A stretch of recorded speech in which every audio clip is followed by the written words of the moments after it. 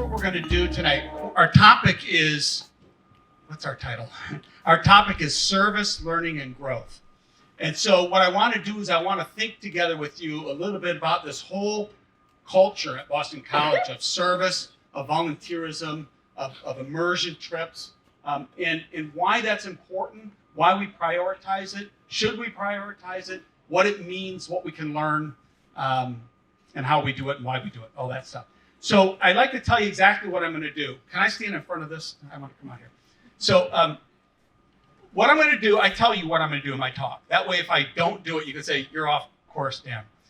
So I'm going to tell a story from my family, and then I'm going to, see if I get this right, and then I'm going to have a couple of my friends come up, and they're going to read something from a speech that was given by the Superior General of the Jesuits back in 2000 that I think sets a really nice context for us understanding where this fits into Jesuit education, this thing called service. And then I'm going to talk about a story from my college years, kind of a first initial experience I had when I volunteered to do something. And then I'm going to share a couple general principles I think are worth thinking about. Okay? So here we go. I have 4 kids. I'm a dad, 2 boys and 2 girls. And my youngest daughter is Madeline, or Maddie. And this is a story from when Maddie was, I think in my memory, about 6 years old. It took place, it was her life between kindergarten and first grade. And what happened was Maddie was, as bedtime would approach, as evening dawned, or dusked on us, she would get increasingly anxious. So as we started the bedtime routine, all that summer, she would get weepy. She would get afraid. And her fear was that I'm not going to be able to get to sleep. And I don't see anybody nodding their heads. But I was sympathetic because when I was a kid, I remember going through something like that. I don't know what it is, but I used to be afraid when I was a kid that I would go to bed and the whole world would go to sleep and I'd be the only one awake. And so I kind of understood what she was going through. So we got into a routine of kind of helping her get ready for bed and helping her settle down. So we did all the typical things, let's get a bath and get your pajamas on, and then we'll read books together, and then we'll go and tuck in the bed and sing songs. And one of the things that, but she would still come down. She'd be upset, she'd cry, she'd come down, and we'd have to go through the routine a little bit again. But eventually I said, well, why don't we try prayer? Okay, so I said, after we sing our songs, we'll say a prayer together. So we did that. And so all summer I was saying this prayer with her. And it'd go like this. I'd say, so let's say a prayer before we go to bed. She'd say, okay, Dad, you go first. And I would say some prayer. I don't know what it said. I can't remember what it said. But then she would pray. And I remember exactly what she said. Here's her prayer. She would say, Dear Lord, I pray that tonight is, Dear Lord, I pray that tonight is safe. That there's no robbers, no tornadoes, no fires, no hurricanes, no earthquakes. That we can all get a good night's sleep all through the night and nobody gets hurt. Thanks for the wonderful day. And then she would riff about her cousins and her stuffed animals and some other stuff. But just to prove to you that this will be forever in this part of my brain up here, I'm going to say the prayer again. She would say, Dear Lord, I pray that tonight is safe, that there's no robbers, no tornadoes, no fires, no hurricanes, no earthquakes, that we can all get a good night's sleep through the night and that nobody gets hurt. Thanks for the wonderful day.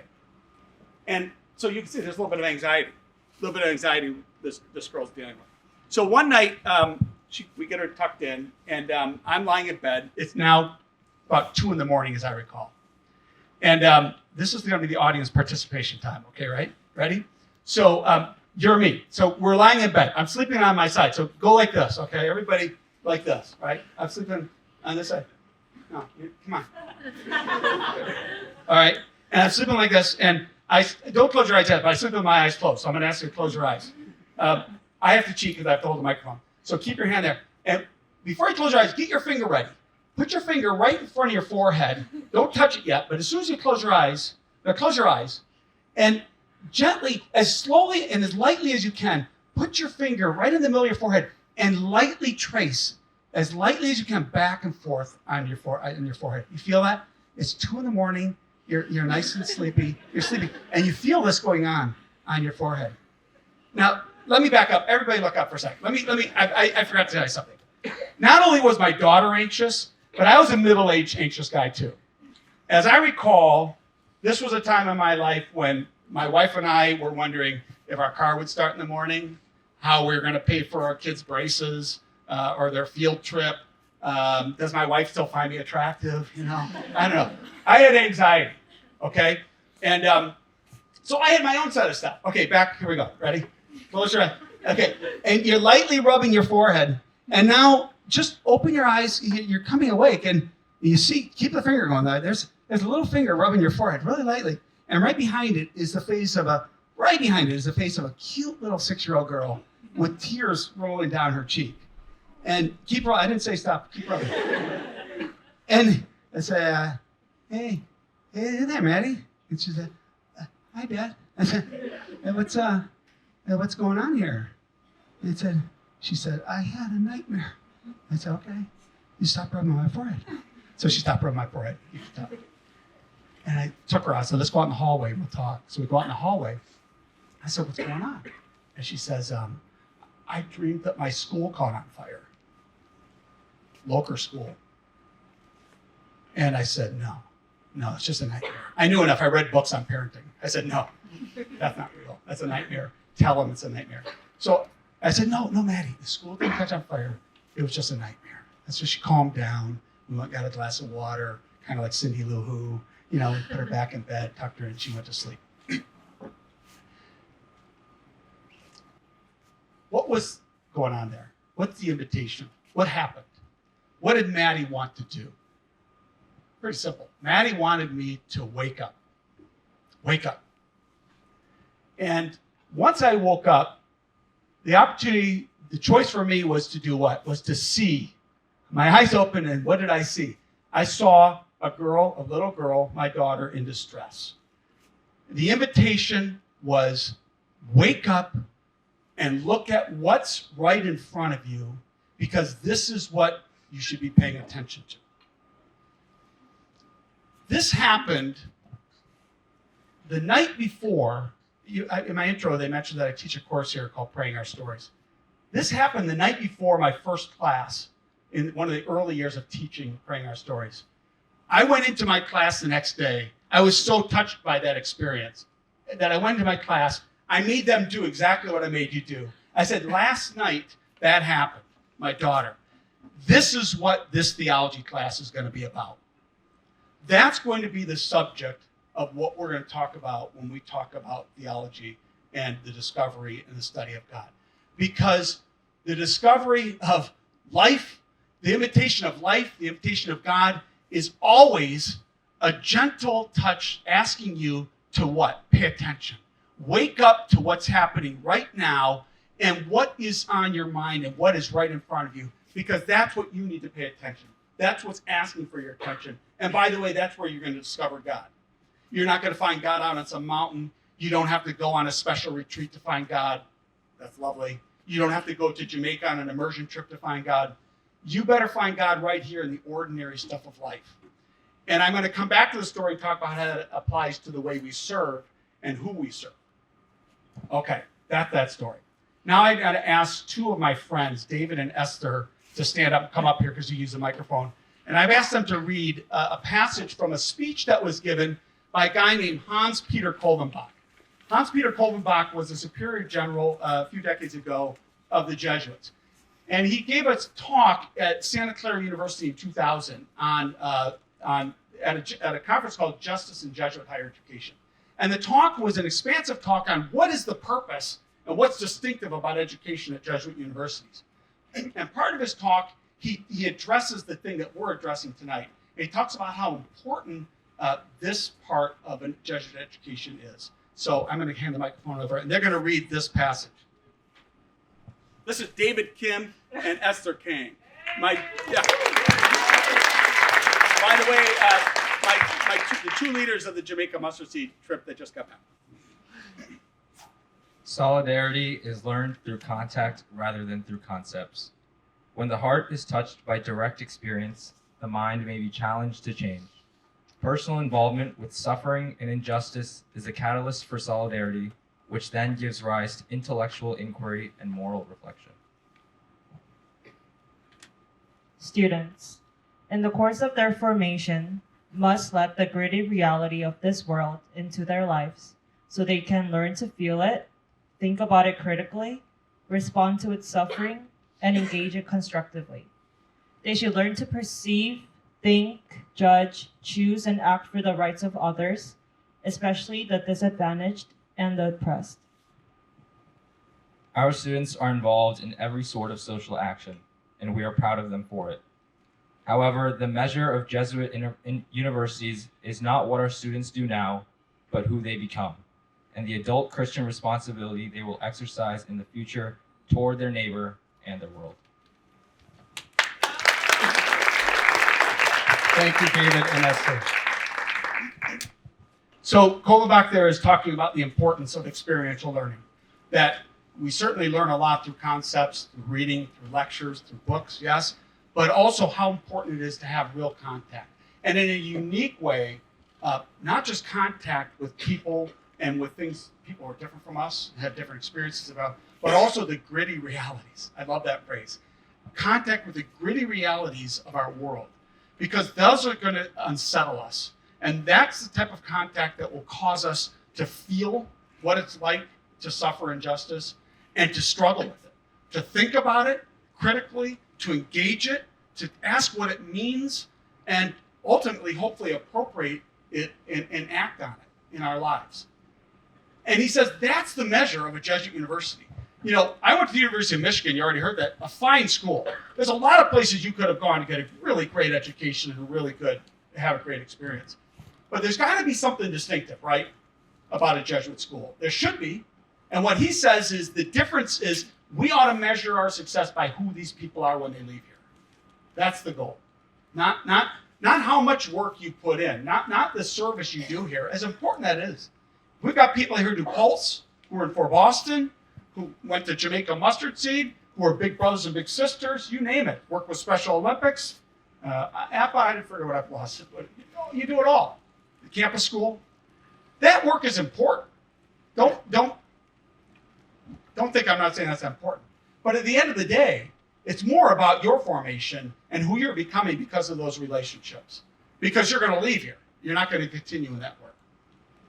So that's the Kolomach thing. Ann Arbor, Michigan. I go there my freshman year, 18-year-old kid from suburbs of Grand Rapids, Michigan. I lived in a pretty nice suburb, pretty protected, hadn't had a lot of experience in life, had some trauma in my life. My brother died in a car accident when I was 14 years old. And so that was a formative, powerful, traumatic experience in my life growing up. But I went to Ann Arbor fairly green, like a lot of 18-year-olds go to school. And when I got there, I had a good experience. Michigan's not a Jesuit university, of course, but it's close to it because the Catholic chapel that sits right in the middle of campus is run by Jesuits. So it's kind of neat. You get this large university, but you have this Jesuit community that's running the Catholic parish in town. And so they offered lots of different opportunities, not many of which I took advantage of, but I did some. But the liturgies were nice, and it was a vibrant place. So going to college, church was not top on my list of what I was going to do when I got to Ann Arbor. But my parents had been married in that church, and something in me said, well, I should go check that out. And so on an occasional Sunday, probably through the intercessions of my mother, I suppose, I found myself sitting in church. And one Sunday in particular, I was sitting at church, and the Mass was ending, and they did what often happens at Mass. The guy got up and started giving announcements. And so I'm sitting there kind of dozing off during his announcements.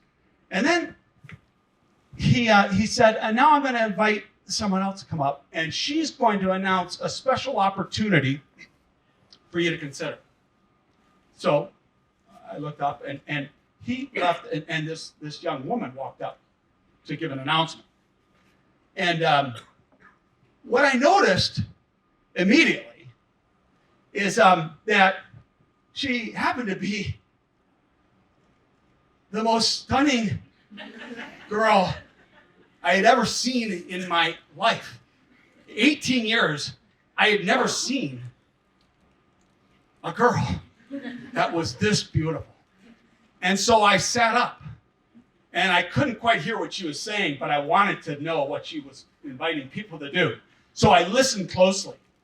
And she said that there was going to be, on Tuesday nights, a soup kitchen for serving dinner for the homeless on Tuesday nights in the basement of the church. And if we were interested, we could sign up. So I didn't have to pray about it. I was looking at her, and I had, I think, what I would probably call the most powerful religious experience I've ever had in my life. What happened to me then was, it was crystal clear what I needed to do. Crystal clear. The Father, the Son, and the Holy Spirit were all together on this, along with Moses and the prophets, the Blessed Mother, and some of my dead ancestors were there too. And every one of them was looking at me saying, Dan, you should sign up and serve on Tuesday nights. And so I did. I signed up. And I went on Tuesday nights. And you better believe the first Tuesday night, I looked in the mirror a few times before I went to serve the homeless. So I got there, and I went for several Tuesday nights. And I'm going to just get to the point right away. I went for the rest of the year on Tuesday nights, and I never once saw that girl. Never one time. I'm chopping carrots in the kitchen, looking left and right, she never showed. I think it was like a trick God played on me or something. I have no idea who she was. I don't think she ever, they brought her in. She was an actress or something to get people like me to serve. I'm convinced. Really ticked me off. But anyway, so I kept going though. That has to do with motives, right? Doesn't matter what our motivations are. It matters what happens. We'll get to that later. So I went. I don't remember a whole lot of details of what I did every Tuesday night, but the routine was this. We'd show up at 4 o'clock. We'd get in the kitchen and start preparing the dinner. At 5 o'clock, the residents, the guests would come in, and they'd come by the counter, and we would serve them food, and they'd take their plates to the table.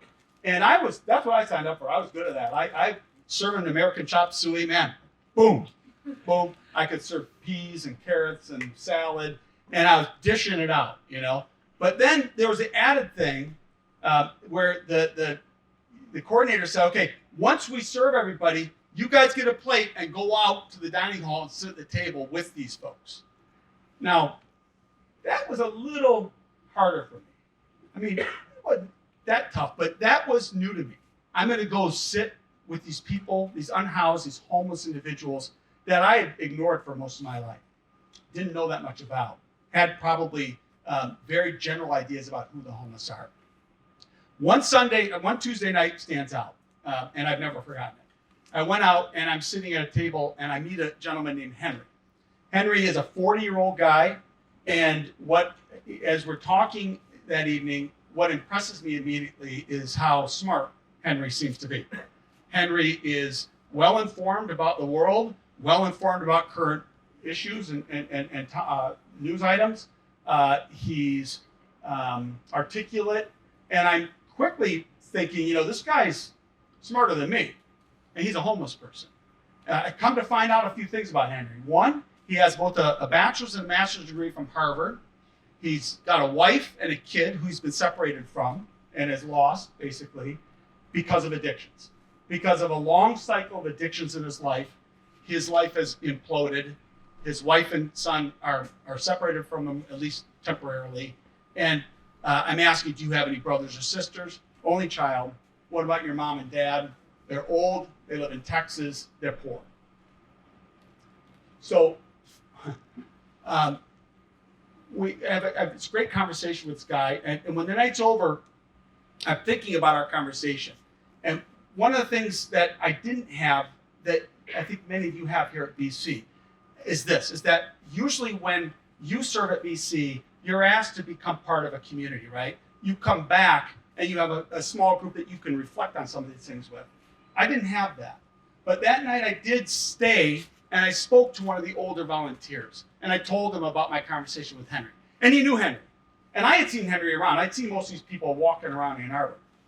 And he knew about Henry, and through a conversation with him, I came to understand a few things that this naive 18-year-old had never considered before. The first is that, homeless people are not, all the same. It's not monolithic. They all have their own story. They all come from different backgrounds, and they all have different causes and different events in their life that have created the situation that they're in. Yeah, I never even thought about that. I always just kind of clumped them as people to avoid so I can keep my change in my pocket, right? So that's number one. Number two, had no understanding of the idea of generational poverty or generational wealth, right? That he came from a family, the old poor, is what they used to call him, right? His parents had nothing to give him. And there was no safety net under Henry at all.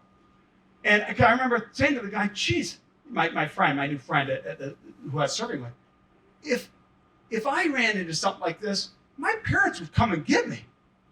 I could always go home. I could sleep in my bedroom, and they'd probably feed me for years. I have a safety net under me that Henry didn't have. So the experience, it's not that profound, but it was an epiphany for me. And it's something I never forgot. And what happened because of just that one conversation, and others, but that's the one I remember. Because of that conversation, I think that it sparked something in me. It moved the needle a little bit. My paradigm shifted somewhat, and I started to be more interested in what the world is like and what causes these things that I see as I walk around campus and as I walk through life. I was more inclined to try to learn more about the causes and my part in learning about these things and trying to address them. The thing that Koldenbach was talking about. What happened in Ann Arbor, I had some contact, and I was able to learn because of my exposure to a slight gritty reality that was right in my hometown. That's the Ann Arbor story. There's a couple things that I want to say, and then we'll wrap up. A couple things, four things that I think are worth paying attention to when we talk about this thing that we call service. And I'll give some examples. But the first is this. I call it I call it voluntary displacement. Voluntary displacement. When we choose to let go of our prerogatives, to let go of our privilege, and move out of our world intentionally into places where we can have contact and relationship with people who are different from us, and persons and communities who are different from us, and persons and communities that are often living on the margins, learning can happen that wouldn't happen otherwise. Things can happen in my life that would not happen otherwise. A simple example is Ann Arbor. If he kind of ticked off that girl's not coming anymore, I could have stayed home, right, and watched TV. I have to use examples from the 80s because I can't say play Nintendo or whatever you people do. So I could have stayed home and drank beer with my friends. I could have, whatever. I don't know. I can't remember what we did back then. Called people on a land phone. Hello. But when we set aside our privilege and intentionally move into a place that's new for us, that's where learning can happen. That's what you do. That's what you do when you go to your false placement. That's what you do when you go to Fort Boston. That's what you do when I keep using this group because I went with them. That's what you do on an Arupe trip, or on a Jamaica trip, or on an APA trip. You choose to get involved with all these other knuckleheads, right? And plan for a year and raise money to do what? To go someplace you've never been before, to wake up at 5:30 in the morning, to have cold showers, to what? To grow, to learn, to be in contact with something that might expand your world and that might help you grow. So that's the first thing. The importance of voluntary displacement and being intentional about getting involved with something. I'll return to that in a second. Second thing is the expectations for results that we bring. In Jamaica, we had 15 of us were there. And I would say this, I say it to my group, I was really, really moved by the conversations that we had in the evening. And I wasn't surprised by them, but they were really rich. What happened? What happened was we got down there. Mustard Seed served some of the most vulnerable people in Jamaica. People with significant developmental and physical disabilities who can't take care of themselves. Many of them are abandoned by their families, or their families just can't take care of them. And so these are people that we lived with who can't feed themselves, they can't dress themselves. Most are wheelchair bound, and we spend most of our day with them. By about the second or third night, the conversation, as we're sharing, was things started to emerge. And what started to emerge was a dissatisfaction, right? A frustration. We're not accomplishing anything. You know, I don't think we're making a difference. I don't think I'm having an impact. I mean, I'm glad to be here. I'm happy to do this. But why did we come? And, you know, that's a real question to struggle with. That's a hard question to struggle with because we want to make a difference, right? We want to see results. And it was beautiful because as the week went on, I think that we really helped each other to say, you know what? We have to set our agenda aside. I have to just set aside my need to feel helpful, my need to be a hero, my need to say, look what I did, my need to say I made somebody happy or healthier today. I got to abandon that because it's not going to happen. I'm not going to have a major impact on the country of Jamaica in 1 week. And so we helped each other get to that place. And I think it's an important thing to let go of so that we can do something different. And that is we can just simply be present with people in vulnerability and in a reciprocal way that says, you're worth spending time with, and I'm going to be in a respectful, reciprocal relationship with you, and then maybe we'll learn something together. And we'll both benefit from that. So that's the second thing I think we're talking about, thinking about that, expectations and results. Third thing is personal growth, personal formation. Part of what we talked about, and part of what I think that Kolvenbach is talking about is when Kolvenbach says, you know, it's not about, it's about who we're becoming and the responsibility we will exercise in the future toward our neighbor and our world. That can be hard to accept, right? You're telling me that I'm going to go to El Salvador, or I'm going to go to APA, or I'm going to go into the city of Boston, and for me, so that I can grow? And some of your friends will say, well, that seems pretty selfish. You're doing this for you? But you know from experience that anytime you enter into a relationship like this, that you come home often and you say, I'm not so sure that I'm not getting more out of this experience than the people are getting from me. We see this with our Big Brother, Big Sister program on campus. We've got a lot of people probably in this room who are mentors, and they go into it with a great purpose to be a mentor to a boy or girl in the city of Boston. By the time they're done with 4 years here, you know, they say, I've learned more from my little brother than I'm afraid that he's probably learned from me.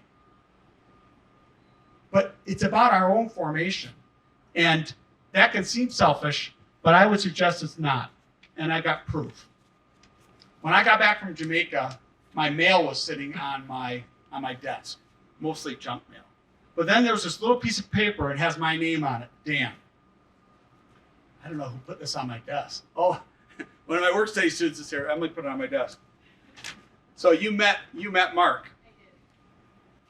So I open it up. What's this? Dan.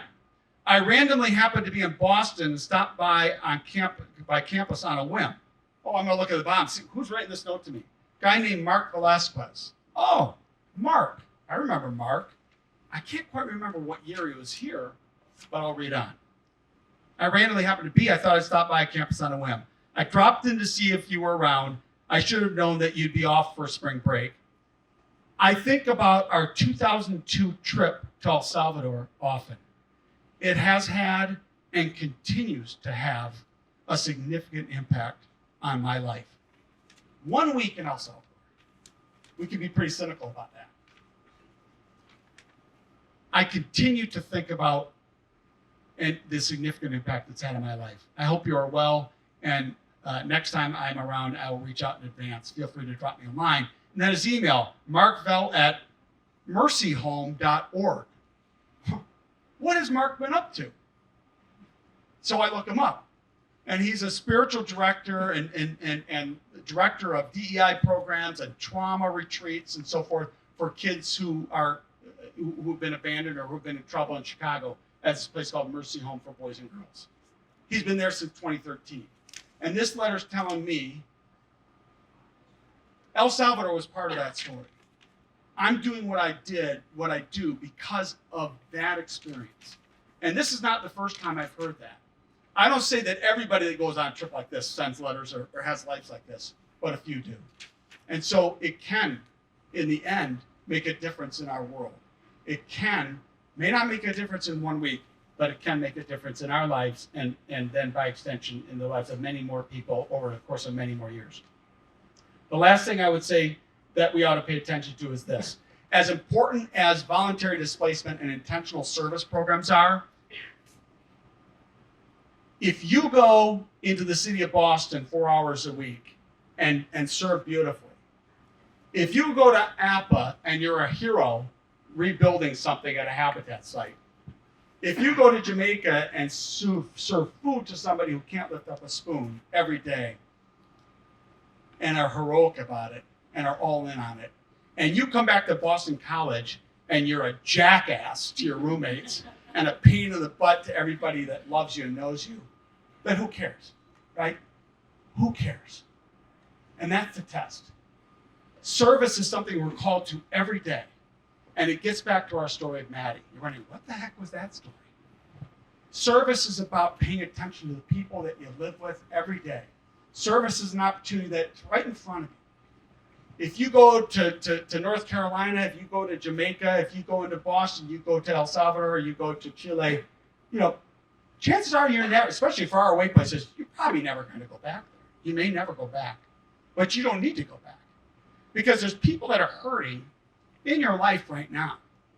And so the invitation is to translate what that learning has been for you and say, where's the pain and the hurt here that I can take care of right now? Because this is where I'm called right now. I can't be anxious about trying to get somewhere else to do this. I got to do it now. And that's a test. It's a test too because the people that live closest to us are sometimes the hardest to love, right? Let's be honest. They drive us a little crazy. And you drive people crazy too, because we're around each other all the time. But that's a test of our love and a test of our commitment to serve. I'm grateful for the chance to be with you guys tonight, and I hope you have a great rest of your semester and enjoy the rest of this week. Thanks.